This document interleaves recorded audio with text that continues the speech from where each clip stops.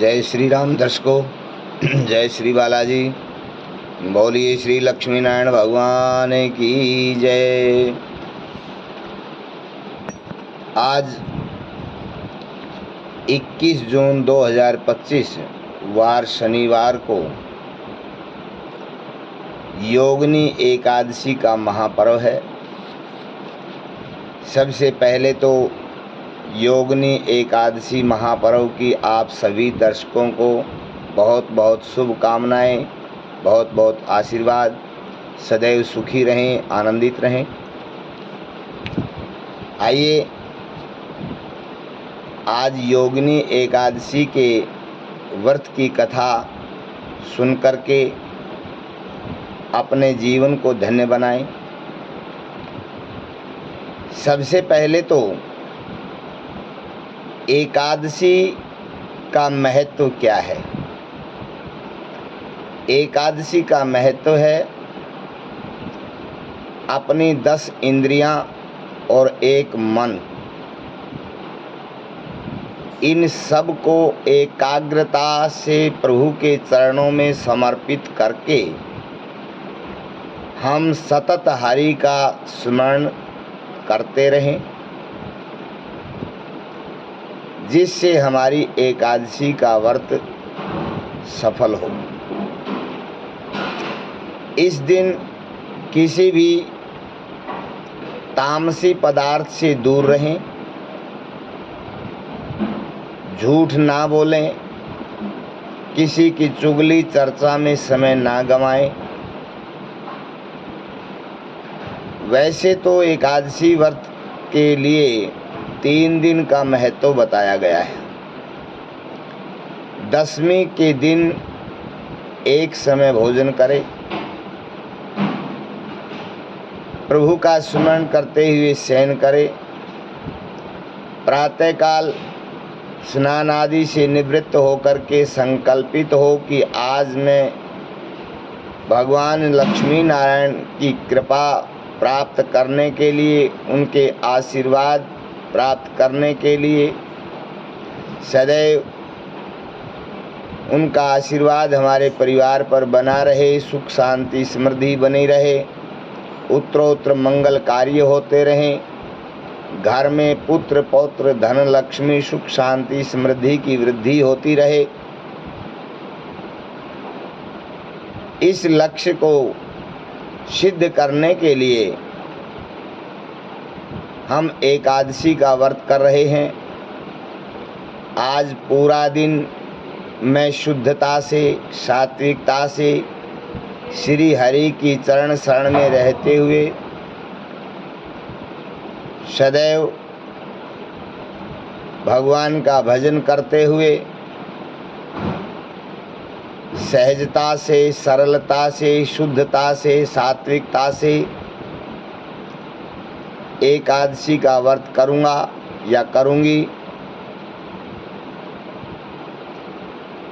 फिर पूरा दिन व्रत करके भगवान श्री लक्ष्मी नारायण का स्मरण करते हुए द्वादशी को व्रत का पारायण करना चाहिए। इस बार व्रत का पारायण करने का समय रहेगा 22 जून 2025 रविवार को प्रातः 6:10 से 8 बजे तक। इस समय आप पारायण कर सकते हैं। तो ये आप समझ चुके हैं कि व्रत का मतलब है एक प्रतिज्ञा, एक संकल्प कि आज मैं झूठ नहीं बोलूँगा,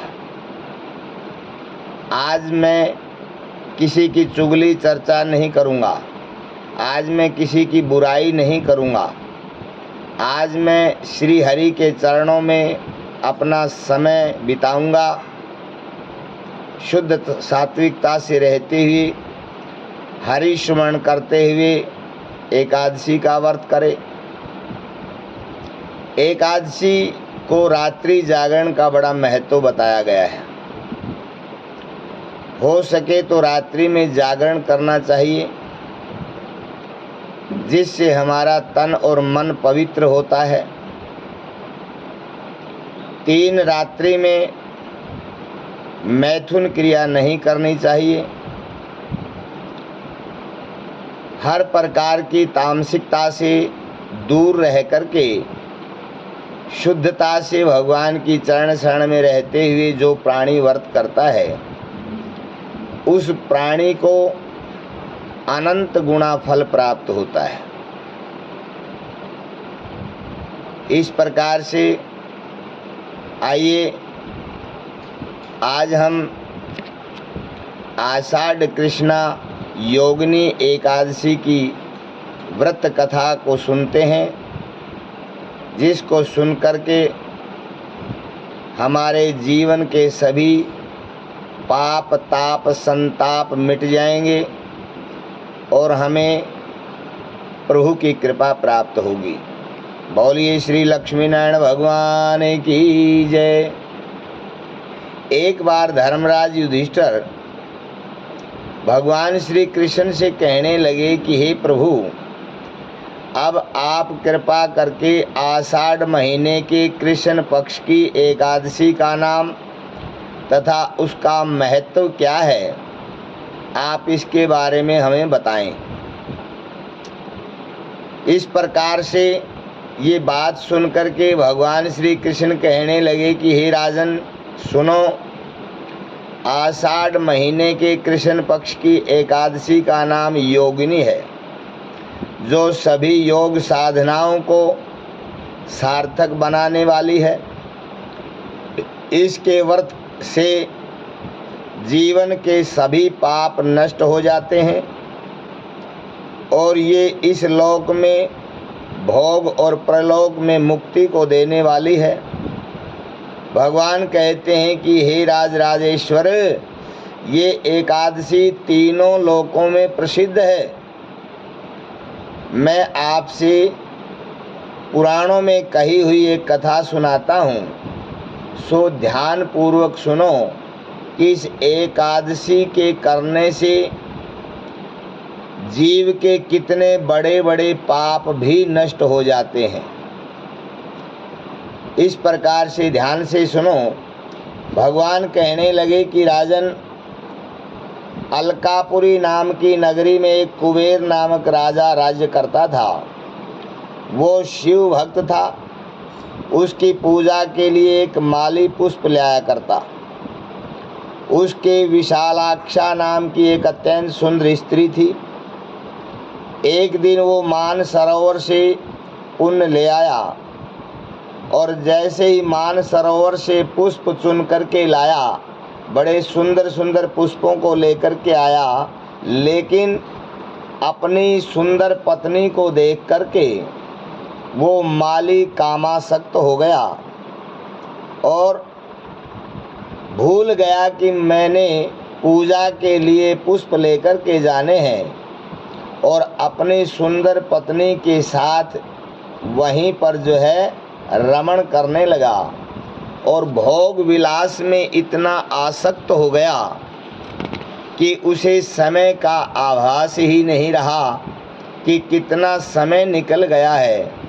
न अपने कार्य का, न अपने समय का, न अपने कर्तव्य का, सब भूल गया कि मैं क्या कर रहा हूँ और मुझे क्या करना था। क्योंकि जब कामासक्त जीव होता है तो अंधा हो जाता है। वो उसे न तो समय का कोई भान रहता है और न ही किसी शुद्धता सात्विकता का, न ही किसी धर्म अधर्म का। इस प्रकार से कामासक्त जीव अंधा हो जाता है और उसके साथ भी वही हुआ। अपनी पत्नी के साथ रमण करने लगा, समय निकलने लगा, दोपहर हो गई। इधर कुबेर भगवान पुष्पों की इंतजार में बैठे हैं कि कब पुष्प आए और कब मैं भगवान शिव की पूजा करूं। जब दोपहर हो गई तो कुबेर महाराज ने अपने यक्षों को ढूंढने के लिए भेजा कि जाओ उस माली को देख करके लाओ कि वो अब तक नहीं आया, क्या उसे पुष्प नहीं मिले या कोई व्यवधान हो गया है, जा कर के पता लगाओ।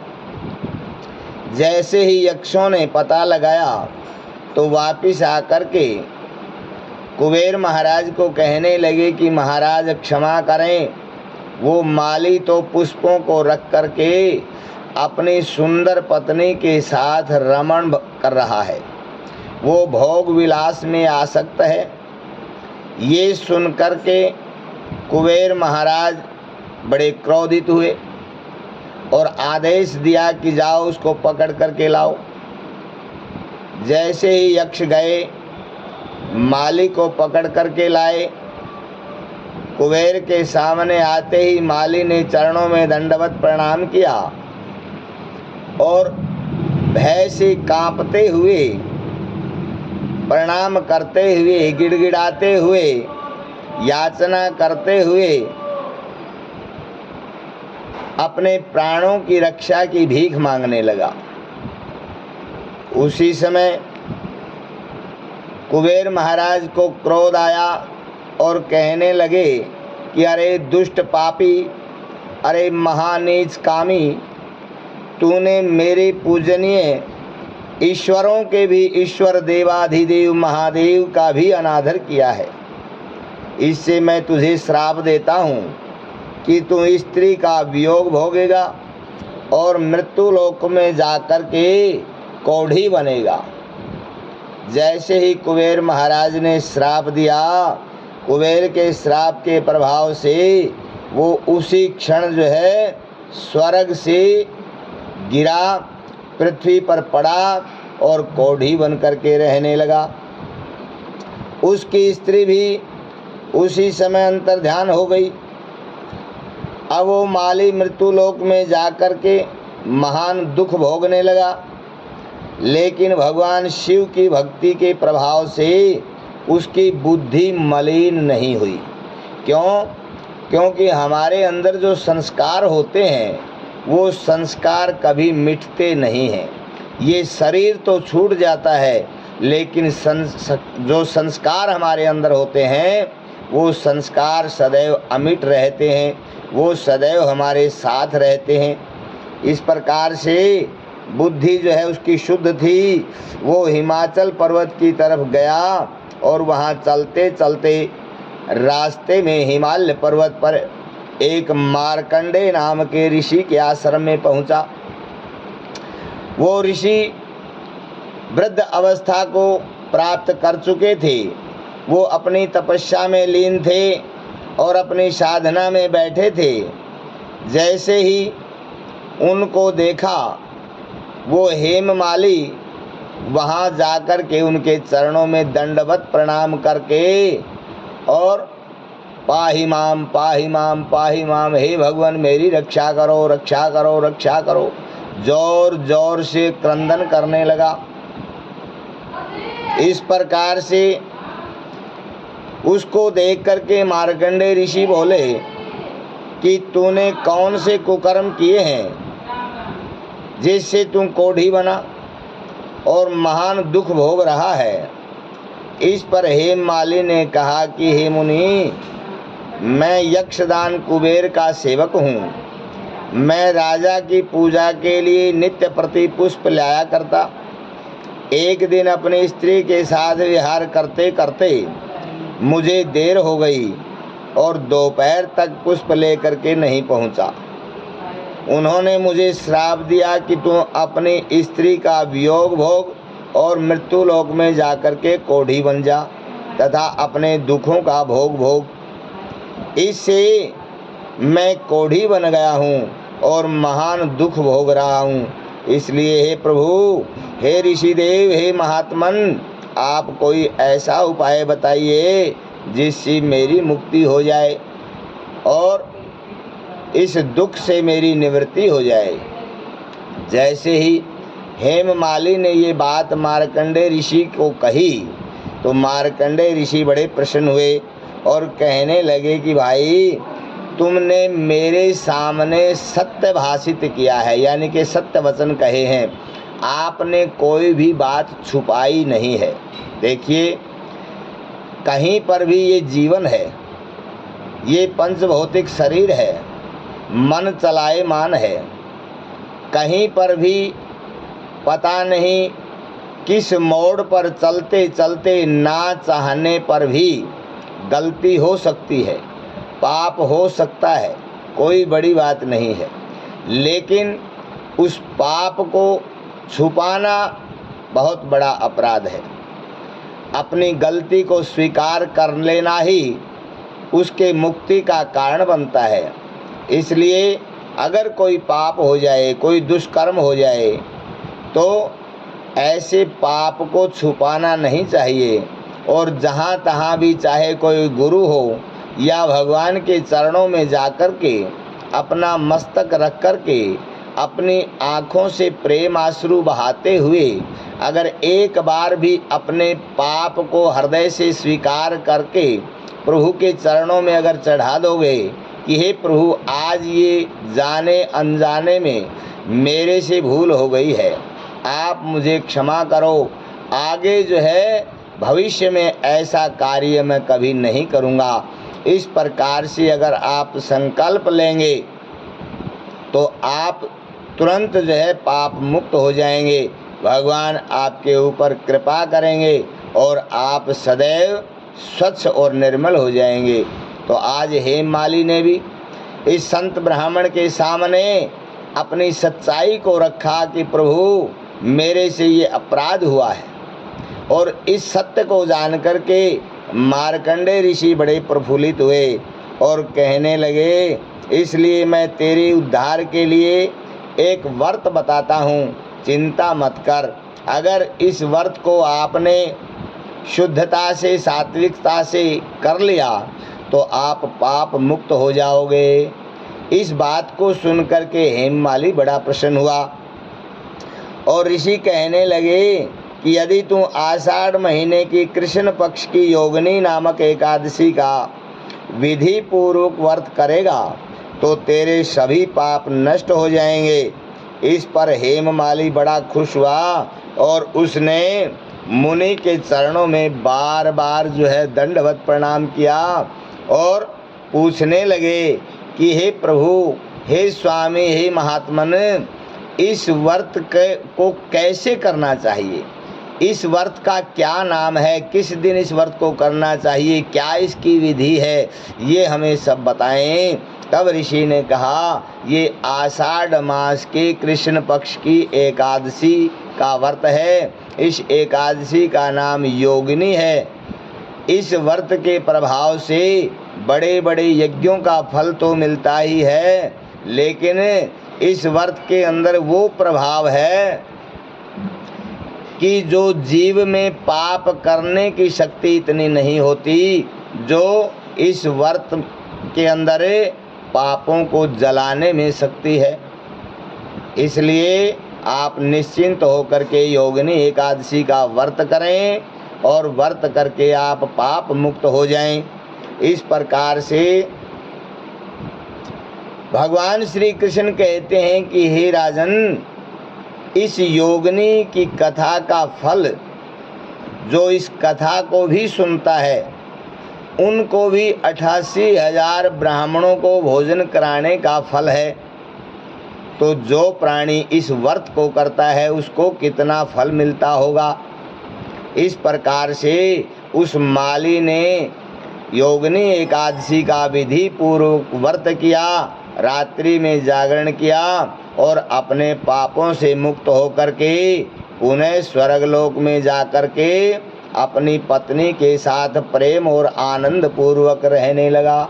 इस प्रकार से भगवान श्री कृष्ण ने धर्मराज युधिष्ठिर को ये कथा सुनाई और बताने लगे कि हे राजन, इस कथा को कहने वाले और इस कथा के महात्म को सुनने वाले सभी प्राणियों का उद्धार होता है।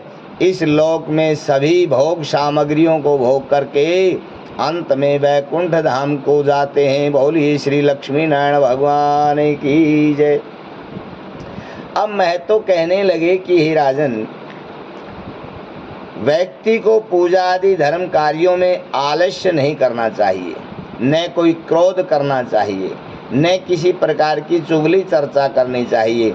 जब कोई हम शुद्ध सात्विक कर्म करते हैं तो सबसे पहले क्रोध का त्याग करना चाहिए, आलस्य का त्याग करना चाहिए, चुगली चर्चा का त्याग करना चाहिए, तामसिकता का त्याग करना चाहिए, पाप कर्म से बचना चाहिए, शुद्ध और सात्विकता से प्रभु के चरणों में एकाग्रता से समर्पित होना चाहिए। इस प्रकार से अपने मन को संयम में रख करके सदैव भगवान की सेवा में तत्पर रहना चाहिए। और इस कलयुग में कोढ़ जैसी बड़े बड़े रोगों से मुक्ति पाने के लिए मनुष्य को योगिनी एकादशी का व्रत जो है श्रद्धा पूर्वक करना चाहिए। ये सारा वृतांत जो है भगवान श्री कृष्ण ने धर्मराज युधिष्ठिर को बताया, जो आप सभी दर्शकों ने, आप सभी भगवान के भक्तों ने इस कथा को प्रेम पूर्वक सुना। बोलिए श्री लक्ष्मी नारायण भगवान की जय। श्रीमन्नारायणे नारायणे नारायण, श्रीमन्नारायणे नारायणे नारायण, नारायणे नारायणे नारायण, श्रीमन्नारायणे नारायणे नारायण। बोली श्री लक्ष्मी नारायण भगवान की जय, सच्चिदानंद भगवान की जय, आनंद कंद भगवान की जय। बोलिए भक्तों भगवान की जय, आज के आनंद की जय। तो सभी दर्शकों, आपने कथा सुनी, हमने कथा सुनाई। परमात्मा हम सबको फल देता है, और जो हमें कथा कहने का जो फल परमात्मा की तरफ से मिलेगा, वो भी मैं परमात्मा से प्रार्थना करता हूँ कि मेरे फल को भी आप सभी भक्तों को बांट दे और सारा फल आपको ही प्राप्त हो, ऐसी मैं प्रभु के चरणों में प्रार्थना करता हूँ। आइए, आप हमारे नए दर्शक हैं तो हमारे चैनल को सब्सक्राइब करें, यही हमारी दक्षिणा होगी। ब्राह्मण को खुश रखना ही दक्षिणा होती है, चाहे वो किसी भी प्रकार से। तो आइए, आप हमें दक्षिणा देना चाहते हैं कथा की, तो हमारे चैनल को सब्सक्राइब करें, बेल आइकन को दबाएं, ताकि आपको हर रोज़ नया वीडियो नए उपाय के साथ, नए ज्ञान के साथ, नई प्रक्रिया के साथ आपको घर बैठे अच्छे अच्छे वीडियो के माध्यम से नई जानकारी मिलती रहे।